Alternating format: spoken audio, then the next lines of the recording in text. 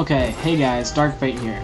Today is going to be a review of Monster Hunter Freedom Unite for the PSP, so let's get right into it.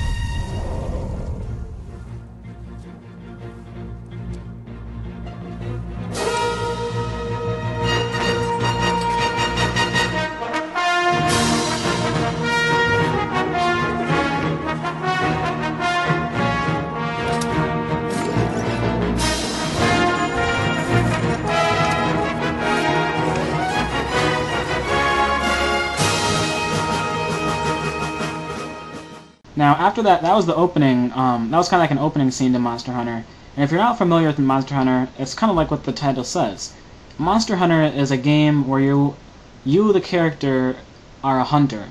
You create a character in the beginning of the game, and then you are set in a home world where you can take quests on to either gather things, or fight monsters, or collect something, or get like some special thing for the village, or something along that.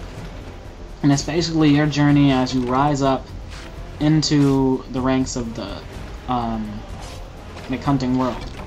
So let's get into the story of this game. Like I said, the story mode for this, the story isn't like extremely prevalent. It's not something that's exactly like the focal point in this video game, but there is a story. Like I said, basically in this version, you are a hunter, and you are like in the mountains, and you get attacked by a Tiger X, which is basically, it's like this big dragon thing, and you get like knocked unconscious and stuff, and basically you kind of lose your spirits from that, and you have to rise up from the ranks again. So basically it's kind of like you're basically a new hunter again. So that's what the story is, and then you just rise up. And the story, like I said, it's not something like the focal point for this, so I can't really give like minus points for it. But that's the story. So let's get right into the gameplay. Okay, so the gameplay of Monster Hunter Freedom Unite is basically, like I said, you're a hunter, and you go on quests to hunt different monsters, or gather things. That's the primary gameplay, like that's the most notable thing that you're going to be wanting to do. And the good thing about this game, there's so many monsters to fight. There's anything from like dragons to cats to crabs to like sea serpents to like sandworm kind of things, monkeys. Like I was seeing in the video, there's like a Kangala. And there are just so many different things that you could do in this game, and I think that's one of the greatest parts about this. And none of the there's different monsters that kind of have like different skins, like Velocidromes and stuff, but all the monsters are kind of unique in their own way. Also, other things that you can do, as you can see that those cats, as there's the feline kitchen and feline warriors, which they can go into battle for you or cook meals for you to give you like status boosts. Battles take place in a kind of hack and slash sense where there's a triangle button to do regular, and then there's like another there's a circle button to do like another thing. You make string combos out of them. And so basically you go into the field. It's an open map. They're in different areas. Like there could be like area 1, 2, 3, 4, 5, 6, and each area has its own zone where you can go around and you go explore. Then you go to the next area. There'll be a loading screen for a few seconds. Then you go to the next one. And that's kind of how the actual game works. You go around looking for the monsters and everything. The other thing about this is that you can't just go into this. You can't just like pick it up and say, "Oh, I'm gonna play this and I'm gonna like beat it in like a week or something." I mean, you really have to know what you're doing and learn the strategies for each monster. Like, you can't just beat each monster like once and expect to get through the game. You're gonna have to beat them multiple times to be able to get their armor and things like that, and make good armor sets so that you're able to get to that.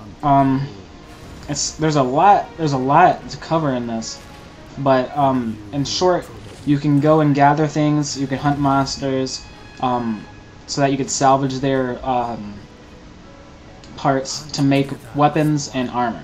So that is kind of like what the gameplay is, and the gameplay is good, but it's not for everybody, so I'm going to give it a 9 out of 10. Overall, Monster Hunter Freedom Unite is an exceptional and amazing game for the PSP. It has amazing graphics. Speaking of which, the graphics, as you saw in the clips, are probably some of the best on the PSP, along with it being so vast. The graphics are probably unmatched. I mean, yeah, God of War Chains of Olympus has amazing graphics, but it's so much smaller scale compared to this game. And this game probably has I'm going to say the best graphics on the PSP. So the graphics are going to get a full 10 out of 10. The overall enjoyability of this game, it's definitely not for everybody. I can't stress that enough. But really, I would say give this a chance. It will be kind of hard in the beginning to get used to everything, but once you start like making new armor and weapons and just learning like how monsters work, it really becomes a great game. And you will just be engrossed in this world and this universe, and you won't want to put the game down. And that is probably the best thing about this game. I can't say anything about the multiplayer since I haven't played with others, since not many people around here have this. But it's supposed to be amazing. So if you have friends that have this, I would say pick it up, because it's a great social thing. Overall, this game is an amazing game to me, and I'm going to give this game a 9.5 out of 10. Thanks for watching, guys.